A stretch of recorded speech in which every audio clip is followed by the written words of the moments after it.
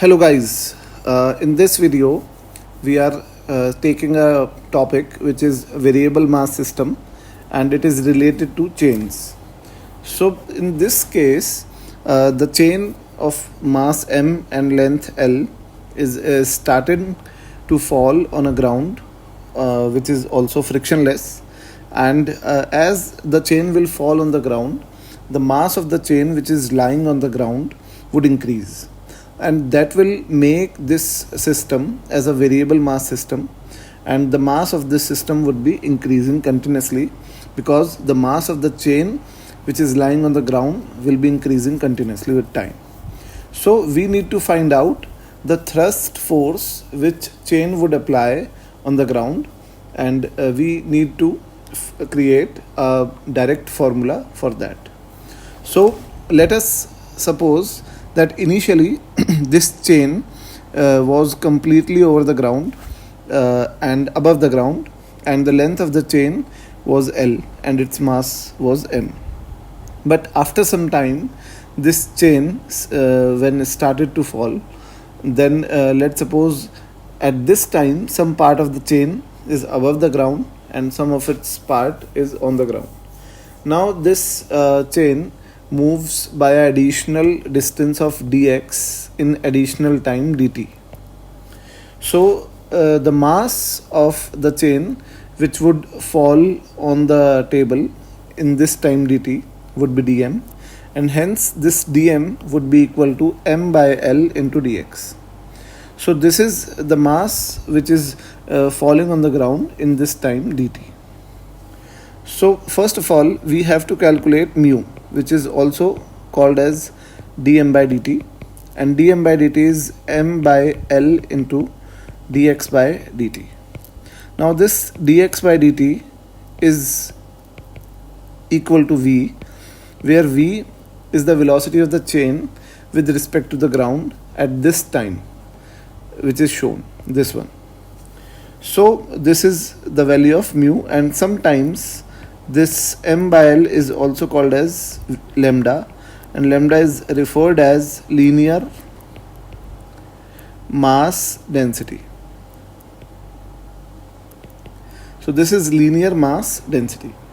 Now we know that the thrust force which acts on the ground is mu into v relative, and v relative is the relative velocity of the mass before it enters the system and with respect to the system. So at this time, this chain when it is in the air, then at this time this chain is moving with the velocity of v, and the ground is moving with velocity which is 0, and hence the relative velocity of the chain with respect to ground, v relative, is equal to minus of v j cap. If we are assuming that this is x-axis and this is y-axis, so the relative velocity of chain with respect to the ground would be minus of v j cap. Now the thrust force would be acting in the direction of the relative velocity due to the fact that this mu is positive, and as mu is positive, therefore the thrust force and v relative would be acting in same direction. Therefore we can say that the thrust force of the chain on the ground would be mu, which is lambda into v, and v relative is also v, but it is minus v j cap.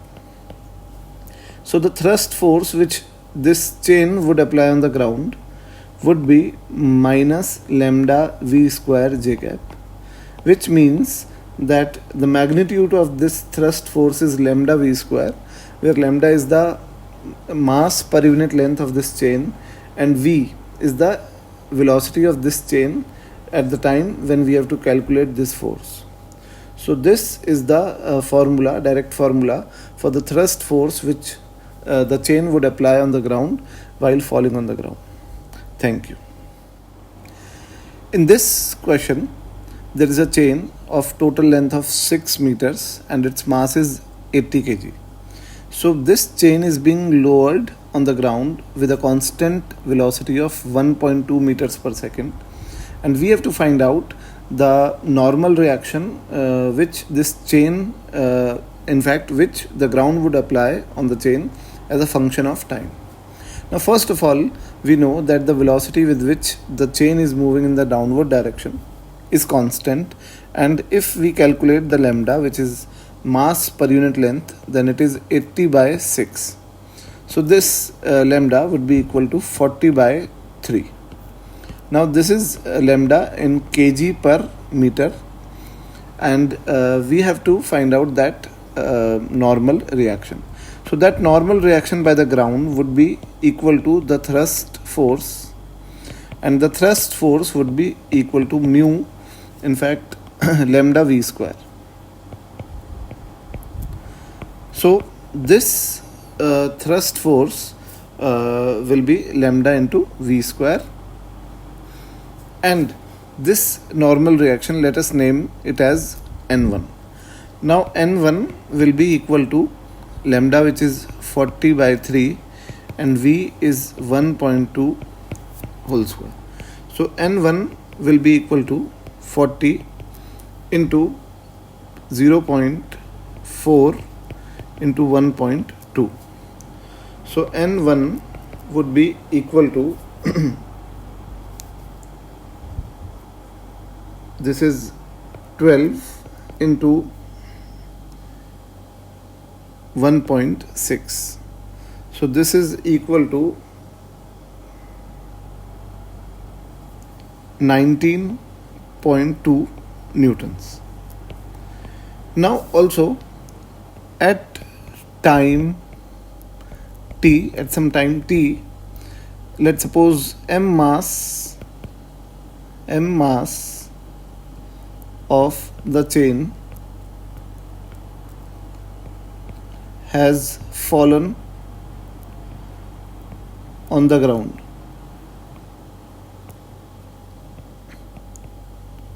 Therefore this m would be equal to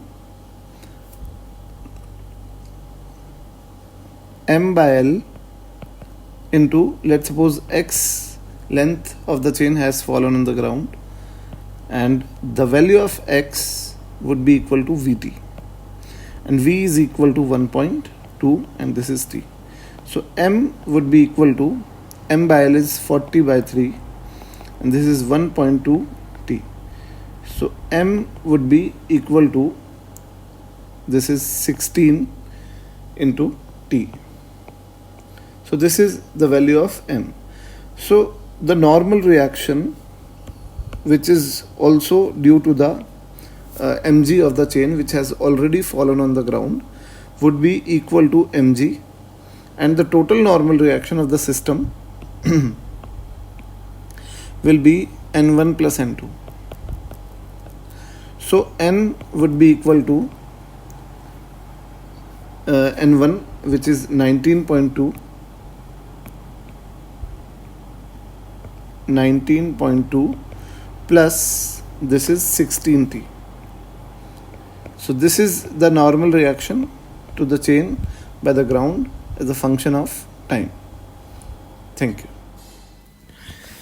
In this question, there is a uniform chain of mass 1 kg and length 1 meter, and it touches the lower surface, its lower surface touches the ground, and it is released from this position. Now we have to find out the total force exerted by this table on the chain when 0.5 meter of the length of the chain has fallen on the table. So we know that the thrust force exerted by the chain on the table will be equal to lambda v square. This formula we know directly, where lambda is the mass per unit length of the chain, which is 1, in this case 1 kg per meter, and v will be under root of 2gh, where h is that part of the length which has fallen already. So this is under root of 2g, and h is half, so this is root 10. So the thrust force which is applied by this chain on the table is lambda v square, and this thrust force is 1 into 10, which is 10 newtons. Now the normal reaction will be equal to the thrust force. This normal reaction is the force applied by the table on chain. So it will be equal to F thrust plus mg, where this mg is the mass, this m is the mass of that part of chain which has fallen on table. So the normal reaction will be 10 plus 1 by 2 into 10, because half kg is fallen. So this is 15 Newton. So the total normal reaction which table would apply on the chain will be 15 Newtons. Thank you. In this question, you can see that there is a plate which is moving with a velocity of 40 meters per second, and it is constant velocity. And this plate is moving against a powder of dust particles which is also moving towards the plate with a constant velocity of 40 meters per second. Now these dust particles are sticking to the plate, and the density of this dust particles are rho, which is equal to 10 to the power minus 3 kilogram per meter cube. And the plate area is 10 meters square. So we have to find out the force which is required on the plate so that the plate keeps moving uniformly. Why this force is required? And it is required due to the fact that these dust particles would be transferring their momentum to the plate, and hence they would be applying some force on the plate. So to nullify the effect of that force, we have to apply the equal force in the opposite direction. So we have to calculate the force applied by these dust particles on the plate. We know that this is a thrust force which dust particles will apply on the plate, because as they are sticking on the plate, the mass of the plate is increasing, and hence it is a variable mass system. So this thrust force will be equal to mu, which is dm by dt, into V relative. Okay, so this dm is the small mass, and let us consider that there is a small element who has a width of dx and whose area is obviously a. So dm will be equal to dv into rho upon dt into V relative.